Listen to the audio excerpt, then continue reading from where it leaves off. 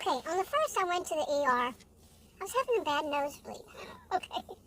And I get those when the weather changes, and I hurt a blood vessel in my nose when I was 7 years old, a little kid in school.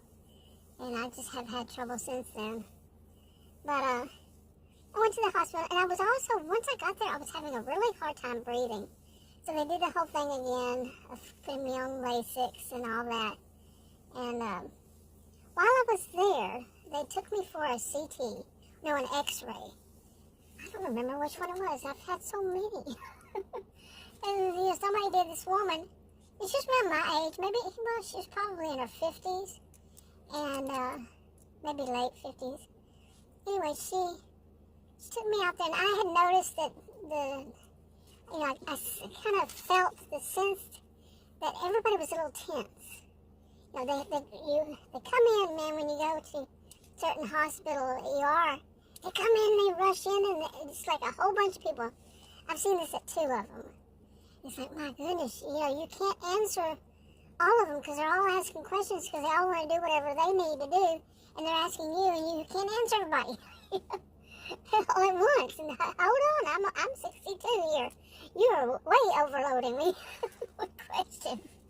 And I asked them one time, I said, why is this the case? So they just want to get everything done and over with right off the bat. Okay. Stop and think for a moment what you're doing. I mean, this one over here is asking me, a question about my past. This one over here is saying, what arm do you put it in? What arm should I put this in? And the other one is saying, what is your weight? What is your height? You know what I'm saying? What medications are you on? Another one. Hold on. And then there's somebody saying, okay, we're going to put you in this gown. Yeah, I know how to put a gown on, okay? But you get what I'm saying. Well, I was in there, and I noticed, like I said, I sensed this. They just seemed like something wasn't right. I've been in plenty, and I would sense if something, I would say if something else, and I don't recall ever sensing something like this. And this other woman, she had not been in there and anything, but she took me to get the X-ray, came back, and on the way back, she walked real close. She bent down real close to my ear, and she said, "The doctor's in a really bad mood today." I was like, okay. Why would she tell me this? Why would she tell me that the doctor's in a really bad mood? What's he going to do? You do know that it's no longer called poor bedside manner. It's called what it is. And what would it be called? Exactly. Some form of verbal abuse. Now, I've never heard anybody say that except for me. So, yeah, it's no longer called that. We're not allowing that anymore. They don't get away with being rude and mean and hateful.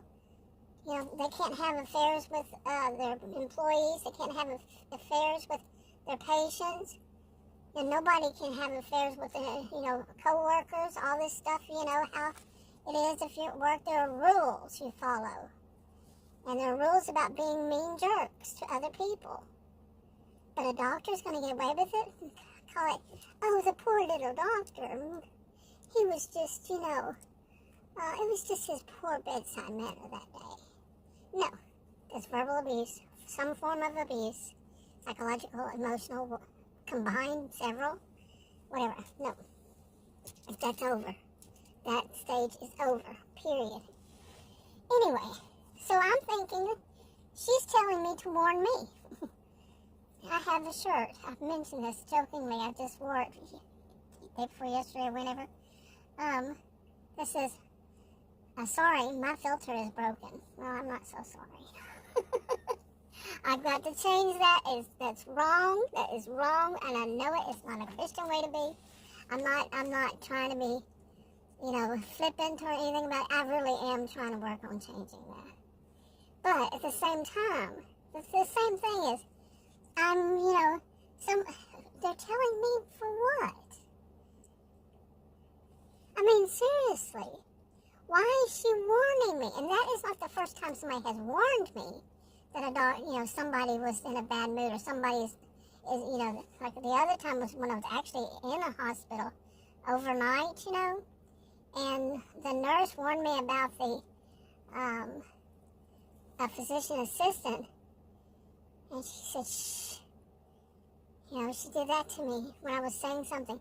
I am not afraid of people. What comes naturally, it comes naturally.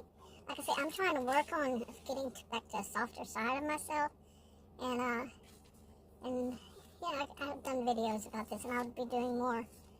But I really felt for them, okay? And then somebody else has said that the doctor was dealing with a patient that was having a heart attack, and they were moving her, I guess, to, I don't know where. I saw her, and I heard it because the door was open, and they shouldn't be doing that. That's HIPAA violation, if you ask me. I had to teach people about HIPAA violations that I worked with. I'm not an expert on it. I am not an expert on HIPAA. But yeah, I shouldn't be hearing that this person and all that.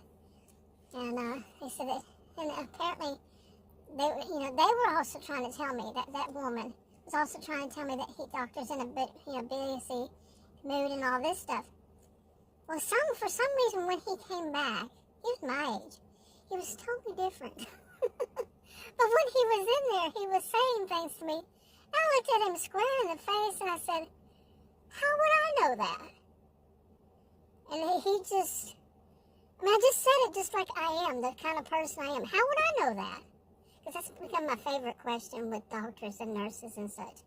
And even their MAs and their just staff. How would I know that? When people say things and they act as though I'm too stupid. I lack intelligence. No, quite the opposite. But, I know that it's not a good thing to be, you don't engage someone, if you're Christian. It's not about engaging them and to win the battle. Okay, to start a battle, to whatever. But I just say, honestly, okay, how would I know that? And I don't know whether that made him stop for a moment.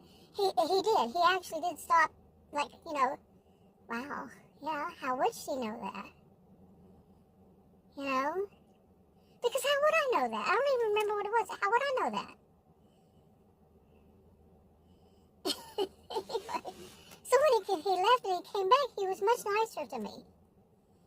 Okay, now we all know there are some people, man, you say something like that to them, and they have that huge ego that gets so easily bruised, and some people call it vulnerable narcissism, and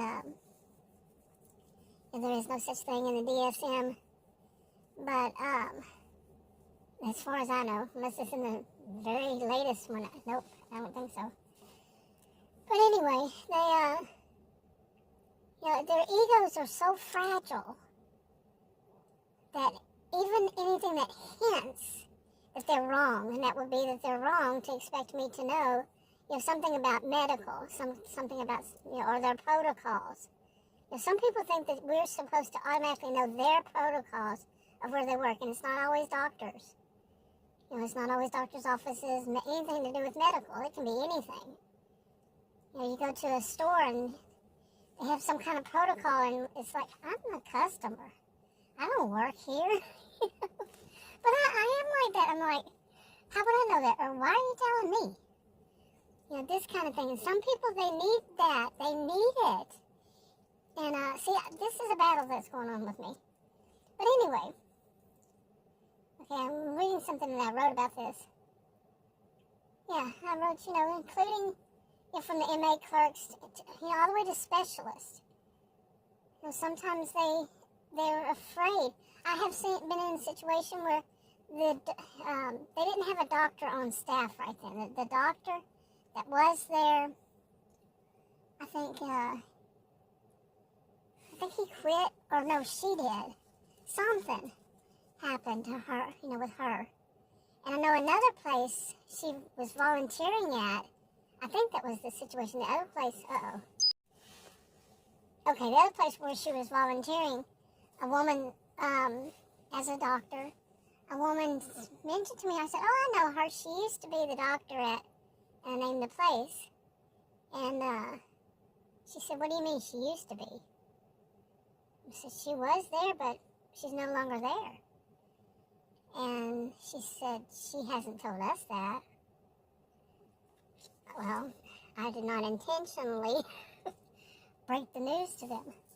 Anyway, but so there was a nurse practitioner, 2 nurse practitioners who were taking over for them in the meanwhile. And one of them, she's my age, both of them were my age. And this one, she was a white woman, white Texan. She had the Texan accent like you wouldn't believe. And I recognized it right away. But she also had a little bit of the attitude that I was used to. And, but she came in there to, to do whatever it was that we were, whatever I was there for. And, her nursing. And then she didn't want to leave. Okay, then these two people, I think they were training at the time, came knocking on the door, and she was scared of them. And she kind of stood behind me a little bit. She moved, and I was like, that is scary.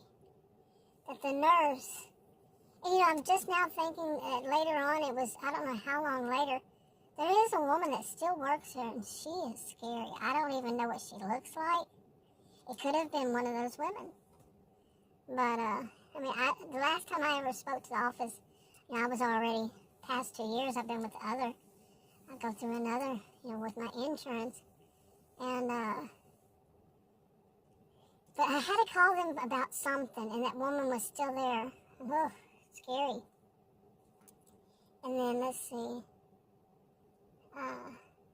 Clerks, I've seen afraid of people who they work with, and specialists. Okay, I put including all those for some reason. Anyway, but this is kind of bad. I mean, I worked as for orthospinal neuro doctors, not all at the same time. When I was a career student over 20 years, and I did work for them and did stuff like interim office management, surgery scheduling, billing. I did billing, medical billing. I was one of the good people. I got the insurance to pay, for the patient's bills. And I was good at it. I was really good at it. I will say so myself. I will brag about that. I was really good at it. I just didn't take no for an answer. That kind of thing. Because it was so often like, oh, we don't pay that because, no, you don't. Yes, you do. Yeah, you do pay it. I loved doing workers' comp. Getting them to pay workers' comp, I loved it. But I know, strange. Okay, anyway. But, I thought it was so sad that the nurses and the doctors and whomever it is afraid of somebody they work with. But I can tell you, because I worked, there were often at least that one. That's the way I used to put it. There's always that one. At least that one. And I said always, because I don't think I ever worked anywhere that I didn't see it. Even in the classrooms. Okay, whether I was a student or I was wherever it was that I was teaching at the time. Because I think I've done every grade, every grade from pre-K, daycare, to seniors at university. Last year, yeah. I never taught graduate classes, though. So, anyway, enough for this for now.